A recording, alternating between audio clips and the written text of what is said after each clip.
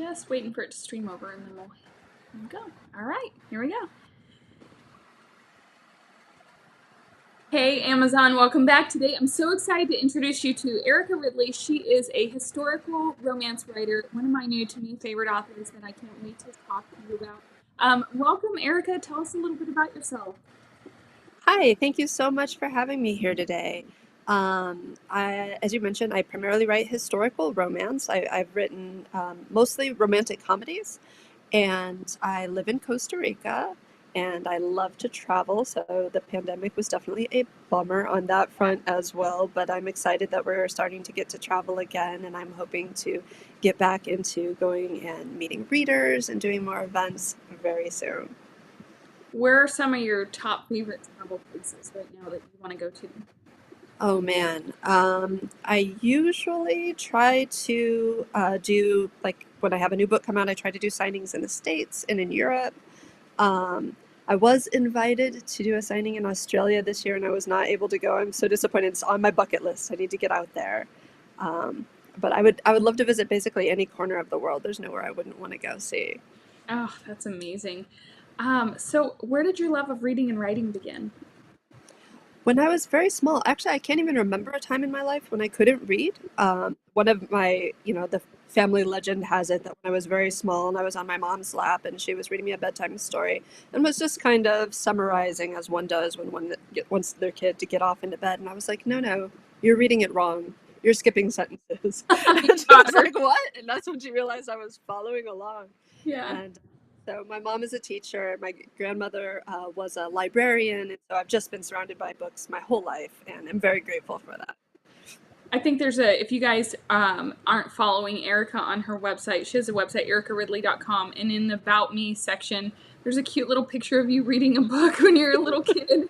It's so cute. I've never seen that on anybody's About Me page before, and that's really cute. So if you are new to Erica, you can follow her. Follow her here on Amazon so you don't miss out on any of her upcoming releases. We're going to talk about her Winchester series today, and this is a 3-book series. So, can they be read out of order, or do you recommend them reading them in order? Yeah, they all stand alone for sure. It all centers around the Winchester family. So there's 6 siblings. So there'll be 6 books in total. So obviously you'll get the most out of it if you did read them in order, but it doesn't matter if you skip around if there's just something that calls your attention the most. So, there's 3 more coming. There are 3 more coming. Yeah. Yay! That is really exciting. So, well, I guess that segues into the next question. What are you working on right now? I am doing edits on book 4, which is My Rogue to Ruin. So that'll be coming soon, and it's very exciting. It is, if you've read any of the Winchester books, it is Marjorie's story. So she gets into all sorts of shenanigans. That is And amazing. it's a lot So, of out fun. of this series, what has been your character that you felt mostly drawn to the most? Oh man, that's so hard. I love them all, and they're so different, and I love them all for their own thing. It has just been a blast to write each particular character's story so that I can inhabit their world for a while. It's too hard to pick one.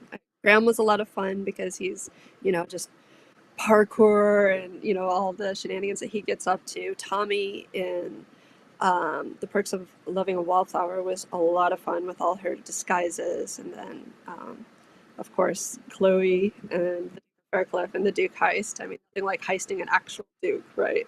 So yeah, impossible to pick. It's like picking a favorite child, right? We Right. don't ever do that on the record. Usually it's everybody's book that they're reading at that moment, that they're Exactly. writing at that moment, that they're loving. So that's so exciting that you have 6 books in this series.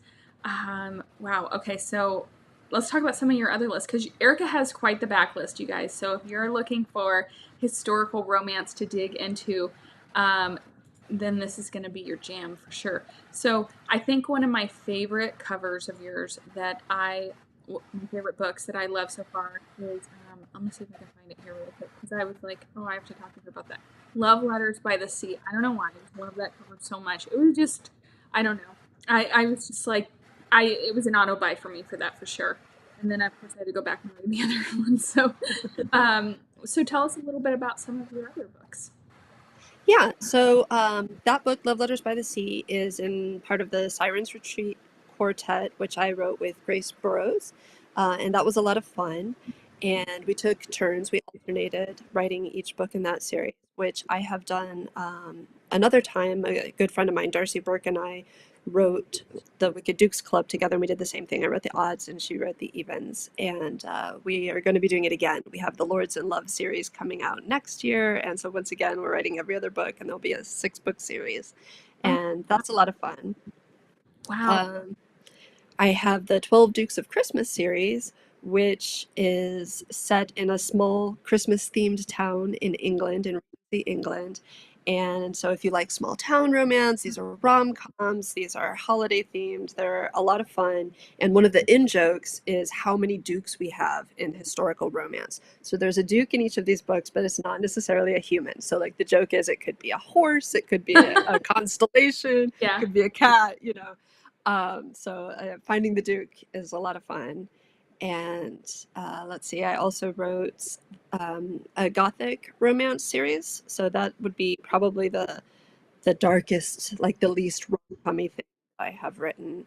I've also written the Dukes of War series that is about a group of friends who went off to fight Napoleon, and then they come home after the war ends, and they've got to kind of reintegrate to, you know, the ballrooms of Regency society. So it's just a different kind of battlefield than what they've been used to. And its spin-off series, Rogues to Riches, as well. So, where did the love for historical come in? Have you just always been a historical fan? Because most of your books are historical. And how do you find inspiration for historical romance? So, ironically, history was not my favorite thing when I was growing up. It was probably one of my least favorite classes, but that could have to do with just school and the teachers that I had the look of having. But later, as an adult, the first adult romance novel I picked up was a historical romance by Jonna Lindsay, Once a Princess, and I was hooked from that moment. And I read every Lindsay I could get my hands on. I read all the Judith McNutts, all the Julie Garwoods, you know, all your old school 80s and 90s romances, just sucked them in. And so then it just seems natural when I decided that I would try to write romance to start with historical. And I've actually written contemporary rom-com and even futuristic, but the thing that took off was historical romance, and so that's where I've stayed. That's awesome. Well, I always like to ask, what are you currently reading right now and loving? Oh man, I have several different things going on at once, which I used to never do, but now I now I have just a sampler platter of a buffet of books. I am currently reading and adoring Honey and Spice. It is so fun. If you haven't read it, I highly recommend it. I am also reading Kat Sebastian's latest series. I highly recommend anything she writes, honestly. Beverly Jenkins' latest, To Catch a Raven, um, Courtney Milan's latest. I also highly recommend anything that she writes. The list really goes on. It's a long list. Oh, that's so awesome. I always like to ask, what are you watching right now? Because a lot of, I always just like, what shows are you watching? What inspires you? Yeah, so I am watching, well, I just finished on Netflix The Imperfects, which I guess they did not renew for another season, so I'm a little bit disappointed in that. I'm also watching First Kill, which is a YA lesbian vampire saga. Um, and I have basically an addiction to all the comedy shows. Like every time Netflix puts out a new comedian hour, I just have to watch it. It just is a great way, even if it's just 15 minutes at a time, just to laugh for a little bit in between all the other things that I'm doing. I love that. That's a great idea. That sounds a lot better than the documentaries I've been watching that leave you a little depressed. My husband and I watched Blonde, which was Marilyn Monroe's documentary, and then went to bed, and I was so depressed. Oh no! The saddest show. My husband's like, well, she had the saddest life. I'm like, she really did.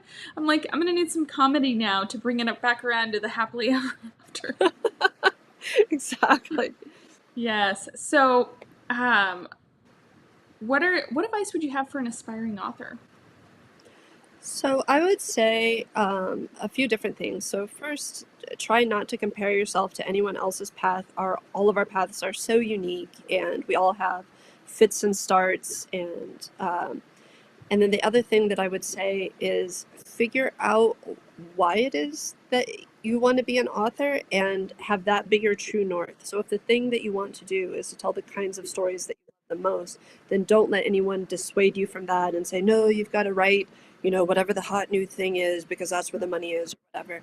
But also, if the reason that you want to be a writer is because you'd like to earn good money, there's no shame in that either. It's okay. But then you do have to make different decisions about what you're going to write. Your choices need to be more focused on your audience and what the market is looking for and that kind of thing. So there's no wrong answers, but make sure you know what it is that's driving you to be an author and do more of that.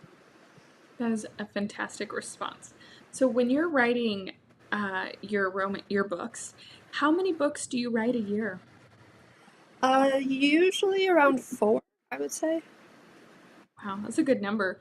And so you have so many cool things coming with your series with your friend. I love that you guys do evens and odds. That's really cool. I never thought of that. That's a great way to bring different characters, different point of views to the table, and I love that idea. I'm definitely excited for your upcoming series on that.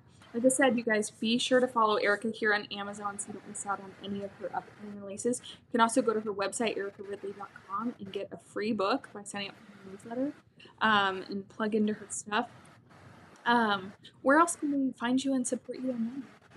I'm on basically all the social medias as Erica Ridley. It's just the same username on all the places. So definitely whichever one you like the best, you can find me there. That is awesome. We will do that. Thank you so much for joining me today. This was so much fun. Everybody grab her newest book, Nobody's Princess, and you're going to want to read this series. There's 3 more coming after this, she says, so definitely plug into this. Thank you so much for joining me today, Erica. Thank you so much for having me. Awesome. We'll stand by one moment. Amazon, thank you so much for watching. Be sure to grab her newest book. You are going to love it. I'll see you guys on the next one.